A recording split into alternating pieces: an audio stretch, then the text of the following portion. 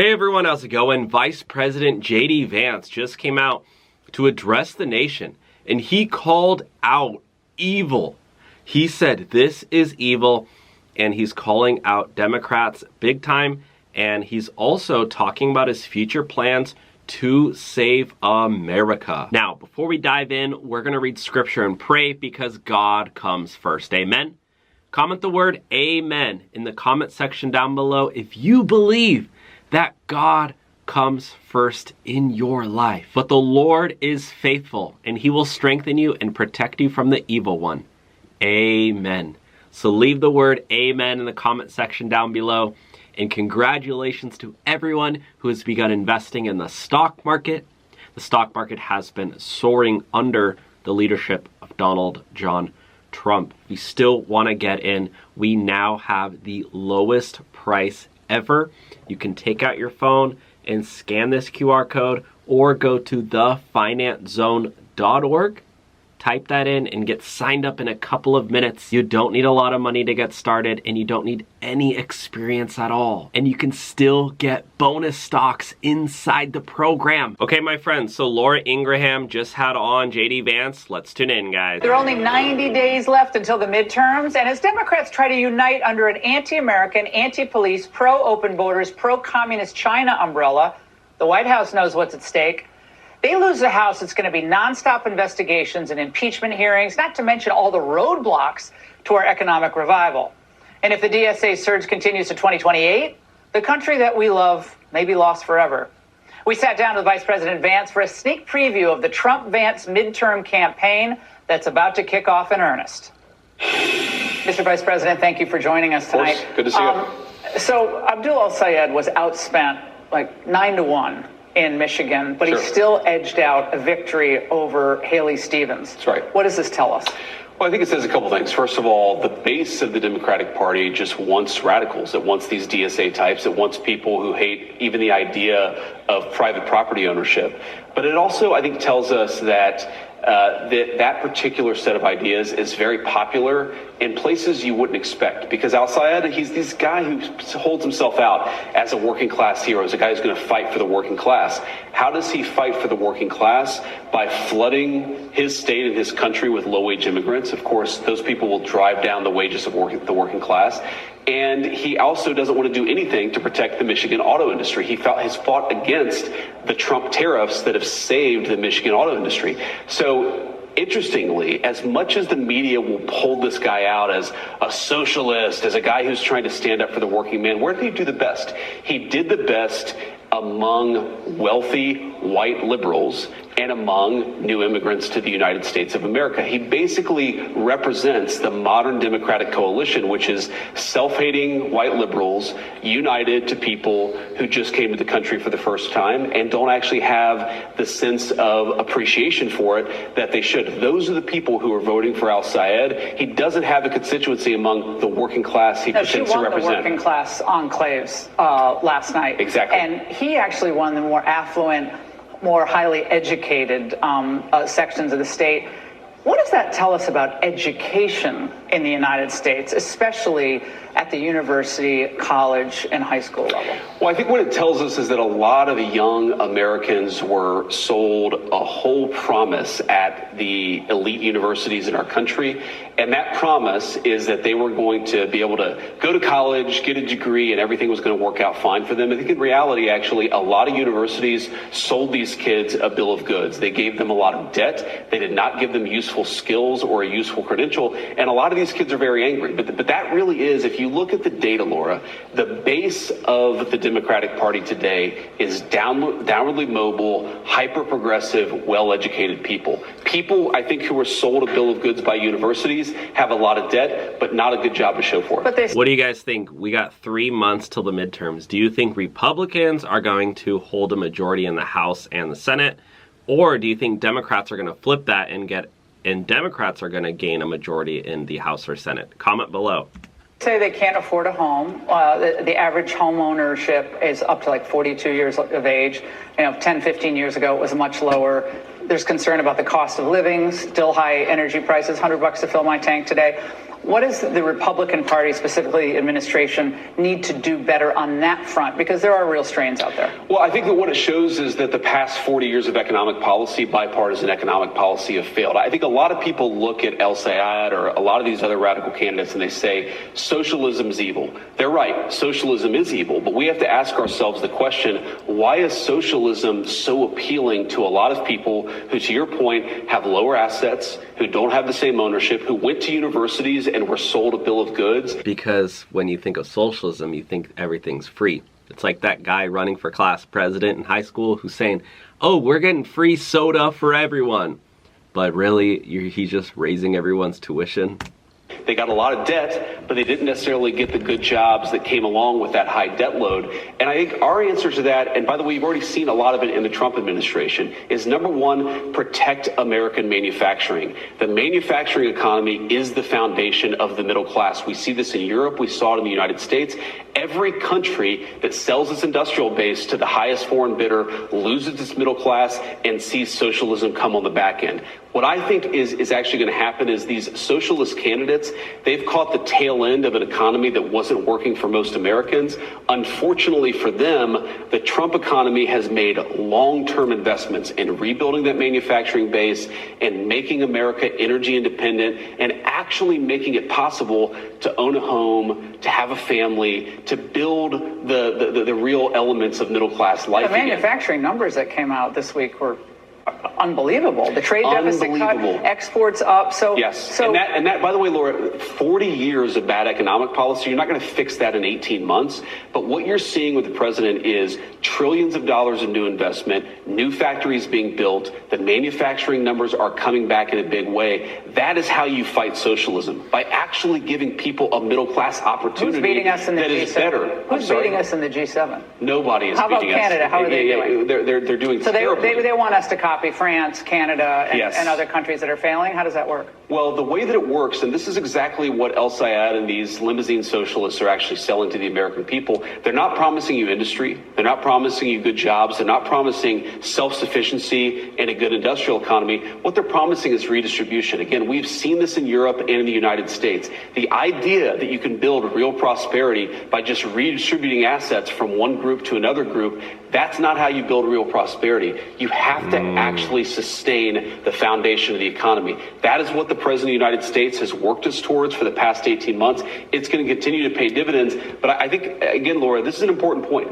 A lot of Americans look at this rising tide of socialism and say, how did we get here? We got here by 40 years of bipartisan leaders selling our industrial base to foreign countries, allowing low-wage immigrants to come in and compete with Americans for jobs, by destroying the foundation of the middle class. That's how you got socialism. How you fix that problem is by doubling down on Donald Trump's economic nationalism. And we see with the economic nationalism and what's going on in our nation is that everyone who's been investing in the stock market, for instance, we've been seeing the economy and the stocks actually rise under Donald Trump's administration. And President Trump even had a message for all of us who are looking to get invested. This is what Trump said. You better go out and buy stock now. Let me tell you, this country will be like a rocket ship that goes straight up. This is going to be numbers that nobody's ever seen before. Rising market will do. Oh, it's going to get a lot higher. So everyone who's been investing in the stock market has been seeing their investments rise under President Donald J. Trump. We actually have a special summer mega sale going on right now where you can sign up to learn how to invest like Trump by taking out your phone, scanning that QR code, or going to thefinanzone.org. I'll also have the links below. You can get your bonus stocks inside the program, the lowest price ever, and even payment plans available to make it even more affordable. No experience necessary. You can learn how to invest, beginner friendly, and you don't need a lot of money to get started. Okay, let's get back to JD Vance. Not going back to the way we've done things for the past 40 years. It's failed everywhere it's tried. It's failed everywhere it's tried, and it always leads to socialism. It always leads exactly where we are. The only way to get out of it is to double down on the economics of the past 18 months. This fraud task force, the findings are mind-blowing. Shocking. $236 billion uncovered. You've said that's the tip of the iceberg. You said someone like an El Sayed would undo all the progress that you've made in rooting out the fraud and then going to recapture that money, which is a big part of this. Yep. How much can you get back? What do you expect the socialists would do with these large government bureaucracies that are obviously way too open to be exploited for fraud? Well, we don't have to guess. They're telling us that they want to fight against our anti-fraud effort. They see our anti-fraud effort as racist or as xenophobic. And my attitude is, I don't care where you came from. I don't care what your name is. If you are committing fraud against the American people, all of us in public leadership should be trying to stop it and try to throw you in prison for enriching yourself off the American taxpayer. Again, this is why these people, the El Sayeds of the world, don't do very well among actual working class constituencies, is because the people that I grew up around, they don't want to be defrauded. They don't want to pay their taxes and then have that tax go to a fraudulent Somali daycare center. If they pay money in order to ensure that a young mom has neonatal care, they want that money to go to the young mother. They don't want it to go to a fraudster, which, by the way, we just stopped a massive fraud program that was enriching people who were supposed to be providing services to young moms and their babies. So I actually think that if the socialists cared about working class Americans, they would help us in their fraud efforts, but they don't. What they actually care about is illegal aliens and allowing illegal aliens to enrich themselves. That has always been the gambit of these limousine socialists. Again, that's why they do well, not among immigrant communities that have assimilated, that are entrepreneurs, that are doing well in the United States of America. They're doing the best among the communities where you see the highest fraud levels, and they're doing the best among affluent white liberals. That is the new fusion of the Democratic Party. We're going to fight fraud because we think it's in the best interest of the American people. Whoa, so that's crazy. And now we do have a major update here. Take a listen where Trump just anointed his successor endorses for 2028. We see major updates with J.D. Vance heading forward as the potential new leader of the Republican Party. Take a listen. This is from Benny Johnson, guys. It's actually happening. We've been hearing whispers behind the scene that Donald Trump is going to make a massive presidential endorsement right after the midterms. And it may come even before the midterms and setting up a MAGA dynasty. Democrats, on the other hand, are in a state of absolute and total collapse. Democrat presidential nominee for 2028. These are the probability markets showing messy, muddy, weird. Kamala Harris, Alexandria Ocasio-Cortez, John Ossoff. Huh? Great. Try and run that guy nationally. Gavin Newsom. It's been some strange name. Pete Buttigieg. Yeah. Okay. Meanwhile, J.D. Vance and Marco Rubio. An unstoppable ticket, says President Trump in multiple interviews. J.D. Vance talking about this in sort of a rare interview slip up here, saying that Donald Trump actually has lunches with Vance and Rubio in order to talk about, well, secession. And have you talked to the Secretary Rubio about it? I've joked with the secretary about it. So the president first raised this with me probably 6 months or so ago, right? During just one of our private lunches that we try to get lunch every couple of weeks just to catch up on what's going on and talk about things. He mentioned it probably 6 months or so ago, and I mentioned to the secretary in jest, but it feels so premature because we're still so early. Mm-hmm. Well, the midterms are in 3 months. After the midterms, Democrats will start announcing, they'll say, we're launching an exploratory committee. Like 15 of them are going to do that, like the day after the midterms. Trust me. So it's not early, right? And J.D. Vance, since this interview, has done really God's work, quite honestly. He walked onto the set of The View and immediately trolled all of them, sat down and said, this is a show for MAGA Republicans. The audience of The View also clapped for J.D. Vance. I was surprised at how tall you were. He's very tall. Well, if you only see somebody on TV, you just see their, in my case, giant heads. So it hides how tall I am. Yeah. That's right. We are the table of big heads here. So this is a show of MAGA Republicans, right? That's what my media team told me. Okay. And then Joy Behar, in subsequent interviews, says she was smitten with J.D. Vance. I mean, look at this look. Look at this. Look at that. She actually likes him. Look at that. Look at that. said, Joy, when we were off air, she said he was fine. And Joy Behar sort of like saying that potentially she could vote for J.D. Vance in subsequent interviews. If this is where the Democratic Party is going, where this democratic socialist, this obsession with Israel, with the Jew hating, with they don't believe in capitalism, no prisons. If this is where they're going, my vote is in play. Okay. And I like to hear that. It actually always has been. Every year, I don't make my decision by who was an R or a D. I actually always came to the conclusion that the Democrat was probably better. Sure. And voted for them. Okay. And Trump can't run again, and he'd be a little too exciting for me anyway. So it's either going to be you or Rubio. Bill Maher would go on to say in that interview that he's sick of Democrats. They won't come on his show. They won't even do interviews with him. Republicans come out and take a beating on Bill Maher's show, and he really respects that. And he obviously walked away from J.D. Vance, that interview, very, very impressed. And it's scared a lot of people. J.D. Vance then went on Joe Rogan and did like this massive media swing. And now it looks like Donald Trump's made his choice. Look at this, Washington Post exclusive. Trump is telling all donors to back Vance while publicly keeping 2028 open. Advisors say the remarks doesn't mean the president has settled on a preferred candidate. He just says that it's a contest between J.D. Vance and Marco Rubio. Let's read. President Donald Trump recently told donors in a private meeting that he wants to see Vance win the 2028 presidential election, a sign that he's open to publicly backing J.D. Vance.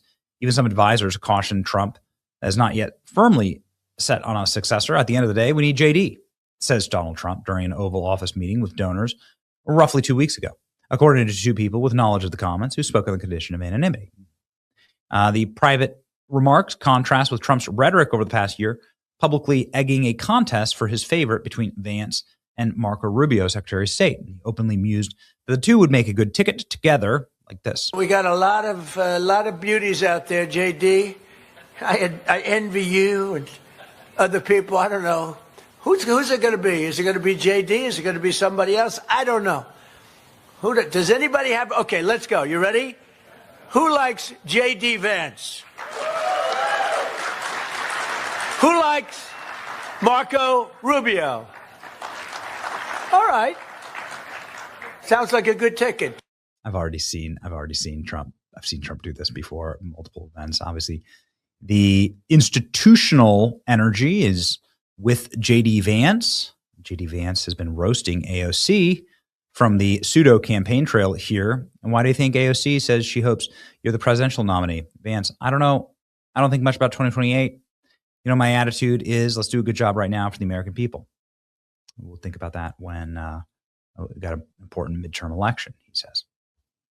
AOC was asked about it. In an interview that he thinks you are going to be the leading Democratic candidate for president in 2028. What's your response to that? I mean, I hope he is. That's what I'll say. But he's a Republican nominee? Yeah. Person on the Supreme Court ruled that trans They are. She's so good at this. J.D. Vance says, you're going to be the Democrat nominee. And she goes, after like a 10-second pause and then biting her lip. You know, she does love white men. You know what I mean? 2028, but it's shaping up to be J.D. Vance versus AOC. Capitalism versus communism. What's it going to be, America? It's amazing. Kamala ain't going dark into the night, though, you know? She ain't going quietly into the sweet, dark night. She's done enough. Ladies and gentlemen, she's done enough work. She's done enough work, and she's going to get paid. Kamala Harris saying, I'm going to run. So, as subtle as Reverend Al Sharpton could ever be, we love you for many things, but not being subtle. Listen, I might run for office. I might. With their fake black accent. Please, I'm begging you. Donald Trump saying Marco and JD would be an unstoppable ticket. I mean, JD and Marco team would be very hard to beat compared to the low IQ people they have on the other side. That's a fact check true. Donald Trump says donors do JD Vance. We need to elect JD. At the end of the day, we need to elect JD. Trump privately urges donors to back Vance for 2028 election. Let's go ahead and look here on the what do the odds look like? We got Vance up here with a pretty dominant 39%. Rubio, though, at 38%. Pretty strong for Rubio, obviously. And then Democrats are just a nightmare here. Buttigieg at 19. They're all over the place, these odds. Newsom, 17. Ossoff, AOC, Harris, Bashir, Shapiro, Pritzker, Khan. Nobody even knows who these people are, right? Nobody knows who these people are. Marco Rubio, obviously, making strong moves as well. You know, since OJ had isotones. To disarm Hezbollah and allow the people of Lebanon to reclaim its country. But it's complex. This has been going on since, since OJ had isotones. Marco Rubio turning Senate answers into rap lyrics is choice. You can see here, J.D. Vance coming in strong. We'll see. It looks like we got the Trump nod, which, as far as I'm concerned, is going to be game over. Wow, now that is crazy. What do you guys think about J.D. Vance running for 2028 presidency? And do you think that Trump could actually run as the VP? That would be crazy. And that would piss a lot of liberals off for sure, and maybe even get Obama to run against Trump in that way. So we could see a huge, unprecedented run for 2028. And President Trump is telling us right now, that this is a great time to buy stocks, right? That the market's going to boom. He literally said that. The markets today are way down, the worst day in years because of the tariff. So how's it going? I think it's going very well. It was an operation, like when a patient gets operated on, and it's a big thing. I said this would exactly be the way it is. We have $6 or $7 trillion coming into our country, and we've never seen anything like it. The markets are going to boom, the stock is going to boom, the country is going to boom. He said the stock is going to boom, and was he correct? Let's take a listen. How has the market been doing since President Trump got into office? He got in on 2024? I guess he came in around January, right?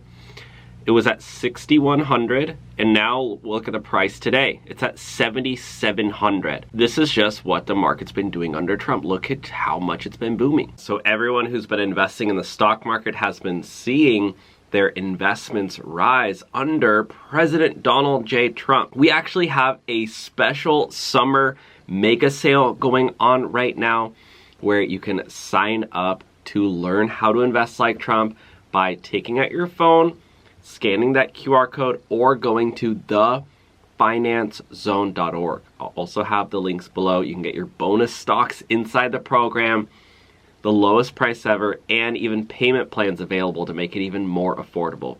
No experience necessary. You can learn how to invest, beginner friendly, and you don't need a lot of money to get started. Now, this is J.D. Vance actually talking about the anti-fraud initiative. This is huge breaking news. Let's tune in, guys. Well, good morning, everybody. It's good to see you all. And we are here to kick off what has, at this point, been an informal effort, which is working with Congress to help us combat fraud. So as you know, when the President of the United States started the Fraud Task Force and really set the federal government to taking a whole-of-government approach to the anti-fraud issue, that was mainly an administrative thing. That was something we were working with our colleagues at H&HS, at DOJ, at all of the various agencies of the federal government in trying to root out fraud. And I'd remind all of you and remind the American people and remind what these congressmen and senators don't need reminding, which is that fraud is really a dual victim crime. The most obvious victim, of course, is the American taxpayer, who has their hard-earned tax dollars stolen from them to enrich people who are violating our laws and taking advantage of our country.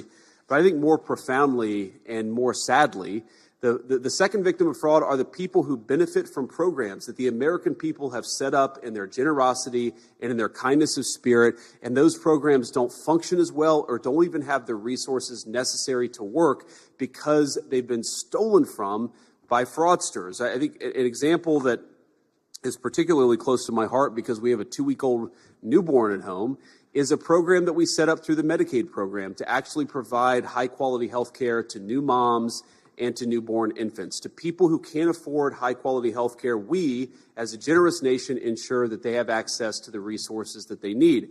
And yet, we have, working with DOJ and others, we have identified, prosecuted a number of cases of people where they have taken from this program, not provided an ounce of service to a new mom or a young baby, and enriched themselves by literally taking money from the medical care of newborn infants. This is despicable behavior, and it's something that we've allowed to go on for too long in the United States of America.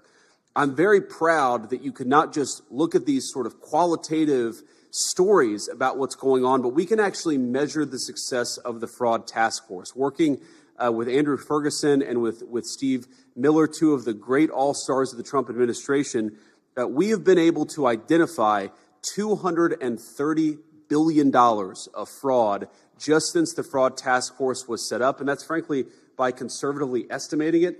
Andrew and I had a meeting in my office last week, and he said, do you want to estimate it conservatively or do you want to estimate it aggressively? And I said, well, I kind of want to estimate it aggressively, but then all you people will criticize us. So let's estimate it conservatively so that we can give the American people the most rock-solid explanation of how this task force is working to protect their money. We've been able to stop $56 billion in fraudulent payments that would have otherwise gone to fraudsters rather than to the people who need them. And in the process, we've saved, obviously, the American people a lot of money. But as much as we've done and as much as we've had great successes, and this brings me to my final point before I kick it over to Andrew, this effort will fundamentally always have a limitation unless our colleagues in the House and the Senate are working with us. We don't want the next administration, whoever, God forbid, you're going to have President El Sayed in 3 years. We don't want him to undo all the incredible work that we've been doing when we've been taking out the fraudsters and saving the American people money. And in order to make this really work, we need our colleagues in Congress to really codify some of this stuff, to make sure that it becomes law. And again, this is the sort of thing where, while I see only Republicans surrounding us today, we really have been able to work in some cases with Democratic governors and Democratic attorneys generals on the anti-fraud task force. And we would love, I'm not necessarily holding my breath, but we would love to work with Democrats in Washington to codify some of the anti-fraud actions that we've taken and to take it to the next level. There are a few things that we really need to do and that we can't do at the federal government without the cooperation of the Congress. And the first that I would say the most important of these is data sharing. So when we've looked at the anti-fraud efforts that we've taken, one of the weirdest and most difficult parts of this is the black box that exists around certain state programs. So, for example, the SNAP program, which provides food resources to low-income people, it quite literally feeds hungry moms and children in our country, something that is very important and that I know every person at this table supports. We know that there is a lot of fraud in the SNAP program. We know that there are illegal aliens who benefit from the SNAP program, people who have no legal right to be in the country. We would like to stop that. But I think the American people would be shocked to learn, because I was certainly shocked when I learned it a few months ago, that when we send tax dollars to the states to administer the SNAP program, we have no visibility into who is ultimately getting those benefits. In other words, if the state of California gives those food stamp benefits to an illegal alien, to a violent criminal, the federal government has no visibility, and sometimes the states themselves have no visibility. So we need to work with Congress, and we need some legislation that would actually force some data sharing between the state governments and the federal governments. We need to know where your tax dollars are going, and if the state of California or the state of New York isn't going to tell us, we need Congress to force them to tell us, and I think that's the first and most important thing that we would like to do. The second is that we would like to see stiffer penalties for fraudsters. One of the things I said at the very beginning of the task force is that I was shocked by how often we would just let low-level fraud go. Like $1 million of fraud, that's a lot of money. A person who had enriched themselves to the tune of $1 million, sometimes we wouldn't even prosecute this stuff. And even when we do prosecute it, we are limited by the penalties applied. The most important thing that we can do in prosecuting fraud is to make sure that the people who engage in fraud actually suffer some real penalties. And so we would love to work with all of you and see some stiffer penalties for the people that we're successfully prosecuting. We are throwing a lot of people behind bars, but we're limited by in some ways by the statutes that exist. We'd like to change those statutes and actually make it harder for people to commit fraud and make sure that when they do commit fraud, they go to jail, and they go to jail for a long time. And finally, we need a little bit of money, not a lot of money, and frankly, we're saving way more money than we're taking in, but the Fraud Task Force it involves every single agency of the federal government. Every single cabinet secretary has been great, and I want to give a special shout out to some of our all-stars, Bobby Kennedy at H&HS, Kelly Loeffler at SBA, Brooke at the Department of Agriculture. We've really had a whole of government. Our soon-to-be new Attorney General, Todd Blanche, has just been amazing to work with, and I know other people will say more about that. But we need a little bit of resources, because while we're saving the American people billions and billions of dollars and we're not spending very much, we need a little bit more appropriated to expand this fraud effort. I think we'll save even more money in the process. It's the sort of investment that, unlike most of the money you guys spend, it never comes back to D.C. Every dollar you give us comes back at least 5 or 10-fold. So it's a good investment, and it's the sort of thing that we need to see happen. But without further ado, I want to kick it over to our amazing co-chair of the task force, Andrew Ferguson. You see him on TV. He's amazing. But most importantly, behind the scenes, when he's not on TV, he's doing amazing things for the American people. This whole thing would not work, and would not work as well were it not for Andrew's hard work. So great job. Great to see you. Thank you, Mr. Vice President, and welcome to all my friends from the Senate and from the House. We're very pleased that you're here. I want to thank President Trump for creating this task force and assembling us here today. He is the first president in American history to take this fraud issue, which is an existential crisis for the American Republic, seriously, and none of this would have been possible without. Wow, that is crazy, guys. Now, take a listen to President Trump. The United States, as you probably have heard, is doing better than it has ever done in terms of business and investment. The stock market has hit a new high, as you know, and that's for many, many days out of our fairly short 8 months. And we seem to be hitting new highs, and I think we're going to do much better even as time goes by. Jobs are at a record, and most importantly, we have more than $17 trillion. $17 trillion, and this is during an 8-month period being invested in the country, which is not only a record, but if you compare $17 trillion to all that money coming in. And I've been investing heavy into the stock market. As you can see, my investments right now are up over $32,000. We actually have a special summer mega sale going on right now, where you can sign up to learn how to invest like Trump by taking out your phone, scanning that QR code, or going to thefinanzone.org. I'll also have the links below. You can get your bonus stocks inside the program, the lowest price ever, and even payment plans available to make it even more affordable. No experience necessary. You can learn how to invest, beginner friendly, and you don't need a lot of money to get started.